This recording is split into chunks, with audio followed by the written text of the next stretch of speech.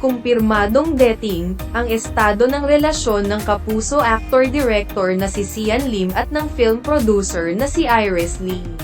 Ito ang ipinagtapat ni Sian sa eksklusibong panayam niya sa Esquire na nailathala ngayong Huwebes, May 2, 2024. Tinanong si Sian kung may katotohanan ang naglalabasang espekulasyon na may relasyong namamagitan sa kanila ni Iris.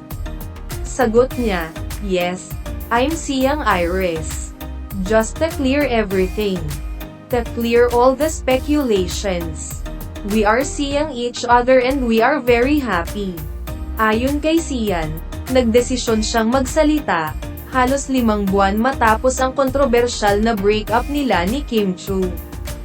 Upang bigyang linaw ang mga haka-haka tungkol sa dahilan ng paghihiwalay nila ng dating nobya na wala naman daw katotohanan. Kabilang narito ang pagkakasangkot ni Iris, na siyang itinuturong third party umano sa breakup ng Kimchi. December 23, 2023, kinumpirma ni Kim at Sian sa publiko na nagtapos na ang 12 taon nilang pagmamahalan. Walang binanggit na dahilan ang dalawa, ngunit mutual decision daw ang kanilang paghihiwalay. Saad ng kapuso actor-director sa panayam ng Esquire, "I am ready to talk about it. It's just all over the place and, I think, ang dami ng dagdag, ang dami ng bawas." Naglabas naman kami, ni Kim, ng statement to clarify things. "Of course, we have so much respect for our supporters. And yung na-build namin over the course of 12 years. But things in life happen. The unexpected happens and we broke up. It just pains me na maraming hearsay, maraming dagdag bawas sa kwento." Diin ni Sian, "Una sa lahat, Iris is a talented filmmaker. She's my producer and she's also my creative partner." Isa-isa ring sinagot ni Sian ang kaliwat kanang akusasyong ibinabato ng netizens sa kanila ni Iris. Una narito ang pagkakadiin kay Iris, na ito umano ang sum-ira sa mahigit 1 dekadang relasyon nina Sian at Kim. Pagbabahagi ng kapuso actor, "These are the things that I want to clarify. Number 1. That there was a third party involved in the breakup with Kim. There's no third party. That's it. That plain and simple." Mariinding pinabulaanan ng aktor ang napabalitang sikreto silang ikinasal ni Iris at nagli-live-in na sila. Paglilinaw niya, "Another rumor. When I see my friends, the people who are the last to even care about these things, kino-congratulate na ako. They say, 'Congratulations on the marriage in New York.'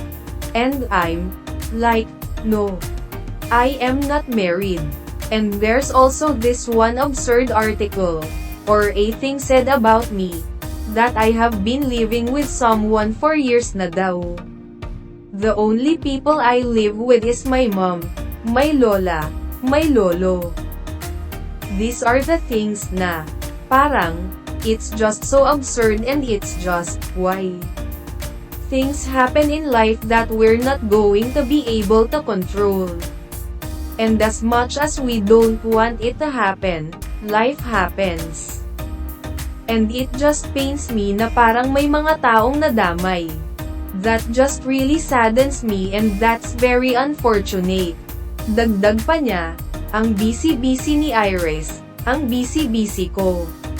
She has a lot on her plate. And I have a lot on my plate. And, you know, she doesn't deserve all that flak. We don't deserve that because all the things na people are saying, there's no truth to any of it." Sa panayam ng Esquire kay Sian, natanong din siya kung bilang lalaki ay naniniwala ba siya sa taxi cab theory. Ang taxi cab theory, ayon sa medium.com, ay persepsyon ng isang lalaki sa pakikipag-date na kapag nakahanap na siya ng iibigin ay hindi na siya titingin at maghahanap pa ng iba. Pahayag ni Sian, I can't say that I understand the whole taxicab thing properly. But all I can say is, as a guy, when I'm seeing someone, I'm all out. I'm not the type to fish around, yung parang, okay. Tingnan natin kung okay ta. Of course, there's that initial thinking na parang, swap ba tayo? But me, I'm all out na parang this is for the long term. We are going to work through this hanggang sa dulo. That's my vision, that's my perception on finding a partner, about finding love in general. So, that taxicab theory, parang hindi ko lang siya masakiyan. But that's just me, that's how I love. Kung magmahal ako, lubos, buong kaluluwa. Bago ang naging pag-amin ni Sian ay makailang beses na silang naispatan ni Iris na magkasama. Noong December 2023, sa kalagitnaan noon ng usap-usapang hiwalay na sina Sian at Kim ay siya namang paglutang ng pangalan ni Iris na nalilink sa aktor. Hanggang noong February 13, 2024, naispatan ang dalawa na sweet na magkatabi sa isang picture taking.